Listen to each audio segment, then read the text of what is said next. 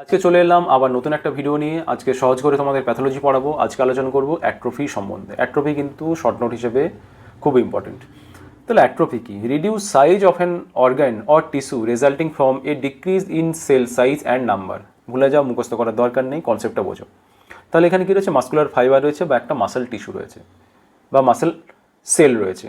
তাহলে এই বিভিন্ন সেল মিলে কী তৈরি হয়? একসাথে সেল যখন একসাথে থাকে, একই ফাংশন করে, স্ট্রাকচার একই হয়, তখন সেটা কী তৈরি করে? টিস্যু তৈরি করে। তাহলে এখানে যে মাস্কুলার ফাইবার রয়েছে বা যে মাস্কুলার সেল রয়েছে, তাহলে অনেকগুলো মাস্কুলার সেল মিলে কী তৈরি হয়? এখানে তৈরি করেছে মাস্কুলার টিস্যু। এবং এই বিভিন্ন মাস্কুলার টিস্যু যখন একসাথে থাকে, একই ফাংশন করে, তখন কী তৈরি করে? স্কেলিটাল মাসেল বা অর্গান তৈরি হয়। তাহলে মাসেল সেল রয়েছে, মাসেল টিস্যু রয়েছে, এবং মাসেল টিস্যু মিলে কী তৈরি করেছে? আমার এখানে স্কেলিটাল মাসেল তৈরি করেছে। এখন প্রশ্ন হচ্ছে, এই যে সেলটা ছিল বা মাসেল ফাইবারটা ছিল, মাসেল ফাইবারের সাইজ যদি ছোট হয়ে যায় তাহলে কি হবে? তাহলে যে টিস্যুর যে সাইজটা ছিল, টিস্যুর সাইজও ছোট হয়ে যাবে। এবং টিস্যুর সাইজ যদি ছোট হয়ে যায়, তাহলে যে অর্গানটা তৈরি হয়েছিল টিস্যু মিলে, তাহলে সেই অর্গানের সাইজও ছোট হয়ে যাবে। বেশ, এটাকেই বলা হচ্ছে অ্যাট্রফি। তাহলে অ্যাট্রফি দুটো টাইপের হয়, ফিজিওলজিক্যাল অ্যাট্রফি এবং প্যাথোলজিক্যাল। ফিজিওলজিক্যাল মানে নর্মাল ফিজিওলজি, এবং প্যাথোলজি মানে নিশ্চয়ই কোনো না কোনো কারণ রয়েছে বা প্যাথোলজি রয়েছে বা এর পিছনে কোনো রোগ রয়েছে। Physiological atrophy, atrophy of embryonic structure such as thyroglossal duct. এখানে কি দেখতে পাচ্ছ তোমরা? থাইরয়েড গ্ল্যান্ডটা তোমরা দেখতে পাচ্ছ। কিন্তু যখন বাচ্চাটা মায়ের পেটে থাকে বা কোনো বাচ্চা মায়ের পেটে থাকে, বা তখন কী হয়? বিভিন্ন অর্গানগুলো ডেভেলপ হতে শুরু করে, তাহলে তখন থাইরয়েড গ্ল্যান্ডও ডেভেলপ হতে শুরু করে। কিন্তু থাইরয়েড গ্ল্যান্ড যখন ডেভেলপ হতে শুরু করে, থাইরয়েড গ্ল্যান্ড থাকে এখানে, এবং এখান থেকে ডেভেলপ হতে হতে হতে হতে থাইরয়েডের যে নর্মাল পজিশন, এইটা থাইরয়েডের নর্মাল পজিশনে আসে। এবং যখন এখান থেকে ধীরে ধীরে ধীরে ধীরে নর্মাল পজিশনে আসে, এই এরিয়া থেকে একটা ডাক্ট থাকে বা একটা নালী থেকে যায়। কিন্তু আমাদের বড়দের থাকে না, কারণ আমরা যখন বেবিটা যখন জন্মায় তখন কিন্তু ওই নালীটা ধীরে ধীরে অ্যাট্রফি হয়ে যায় বা নালীটা থাকে না। Okay, this duct normally disappear by 10th week of gestation. মায়ের পেটেই যখন থাকে 10th উইকের মধ্যে ওই নালীটা এখান থেকে এইখানে যে নালীটা ছিল, সেই নালীটা কী হয়ে যায়? ডিসঅ্যাপিয়ার হয়ে যায়। কেন ডিসঅ্যাপিয়ার হয়ে যায়? Due to the atrophy. ওটা বুঝতে পেরেছো? Involution of the thymus. Okay, এখানে কি থাকে? Thymus gland. ওকে, বড়দের কিন্তু থাইমাস গ্ল্যান্ড থাকে না, কারণ সেটা কি হয়ে যায়? অ্যাট্রোফাইড হয়ে যায় বা তার অ্যাট্রফি হয়ে যায়। দেখো, দেখতে পাচ্ছ চেস্টের এখানে রয়েছে থাইমাস গ্ল্যান্ড। কিন্তু বড়দের যদি থাইমাস গ্ল্যান্ড প্রেজেন্ট থাকে বা সাইজ বড় থাকে, তার মানে জানতে হবে এর পিছনে কোনো টিউমার হতে পারে বা এর পিছনে কিন্তু কোনো ক্যান্সার থাকতে পারে। ওকে, অ্যাট্রফি অফ দ্য ব্রেন। আমাদের অ্যাডাল্টদের যে ব্রেন থাকে, আমরা যখন বুড়ো হয়ে যাব বা বুড়ি হয়ে যাব, বয়স হওয়ার সাথে সাথে কিন্তু ব্রেনের অ্যাট্রফি হয়ে যায়। ওকে, তোমরা হয়তো সিটি স্ক্যান বা এমআরআই রিপোর্ট দেখো বা যখন দেখবে ওল্ড এজ পার্সনদের দেখবে, কিন্তু বেশিরভাগই কিন্তু লেখা থাকে অ্যাট্রফি অফ দ্য ব্রেন। এই যে আজকে বলে নিলাম, এরপরে যখন কোনো সিটি স্ক্যান বা এমআরআই রিপোর্ট দেখবে ব্রেনের, তখন কিন্তু দেখবে atrophy of brain. Old age পেশেন্টদের ক্ষেত্রে কিন্তু খুব commonly atrophy of the brain হয়, এবং এটা কিন্তু নর্মাল। ওকে, এরপর আলোচনা করবে তাহলে প্যাথোলজিক্যাল কী কজ রয়েছে। একটা হচ্ছে ডিস ইউজ অ্যাট্রফি, অর্থাৎ কোনো অর্গ্যান যদি আমরা ইউজ না করি, সেই অর্গ্যানের সাইজটা কমে যায় বা ছোটো হয়ে যায়, এটাকে বলা হচ্ছে ডিস ইউজ। অর্থাৎ আমরা ডিস ইউজ করছি বা আমরা ইউজ করছি না। একটা এক্সাম্পল দিই সহজ, atrophy of the limb muscle immobilize in a plaster caste.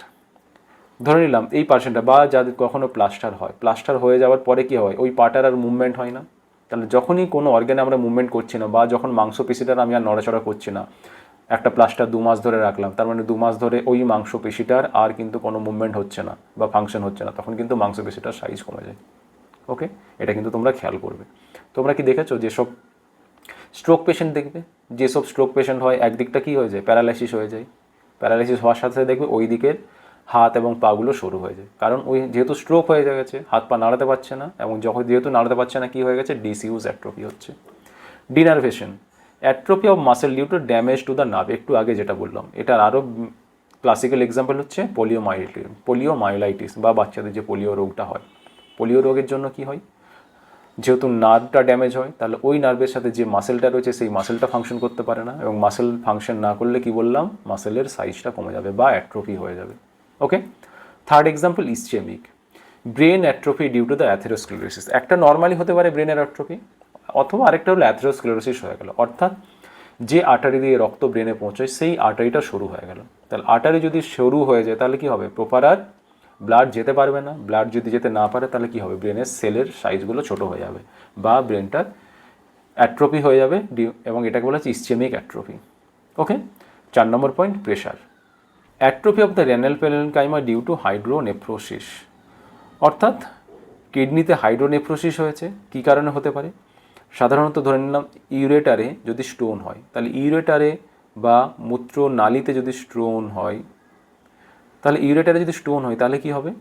এই কিডনি থেকে ইউরিনটা আর বেরোতে পারবে না, এবং বেরোতে যদি না পারে তখন কী হবে? ওই যে ইউরিনটা রয়েছে সেটা কিডনিতেই জমা হতে শুরু করবে, এবং কিডনিতে যখন জমা হতে শুরু করবে তখন কিডনিতে প্রেশার পড়বে, ব্যাক প্রেশার, এবং তখন কিন্তু কিডনির ক্ষতি হবে। এটাকে বলা হচ্ছে হাইড্রোনেফ্রোসিস।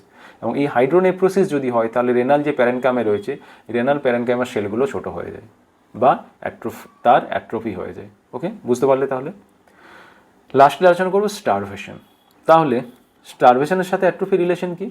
ধরে নিলাম প্রোটিন ক্যালোরি ম্যালনিউট্রিশন হয়েছে, তাহলে প্রোটিন ক্যালোরি যদি ম্যালনিউট্রিশন হয় তাহলে কি হবে? আমাদের বডিতে প্রপার নিউট্রিশন যাবে না। প্রপার নিউট্রিশন যদি না হয় তখন কিন্তু আমাদের দেখবে বডিটা খুব দুর্বল হয়ে যায়, মাংসপেশিগুলো দুর্বল হয়ে যায়, অর্গানগুলো ছোটো হয়ে যায়, কারণ অ্যাট্রোফি হয়ে গেছে, এবং এই অ্যাট্রোফিটা ডিউ টু দ্য স্টারভেশন। ওকে, তাহলে স্ক্রিনশট নিয়ে নাও, এখানে যে ছবিটা দেখতে পাচ্ছ স্ক্রিনশট নিয়ে নাও, এক্সামে এই এক্সাম্পলগুলোই লিখবে এবং আগের স্লাইডে যেটা আলোচনা করলাম তার ডেফিনেশন সেটা লিখলেই হবে। ওকে, নেক্সট ক্লাসে আবার নতুন একটা টপিক নিয়ে আলোচনা করবো। ওকে, চলো, থ্যাংক ইউ।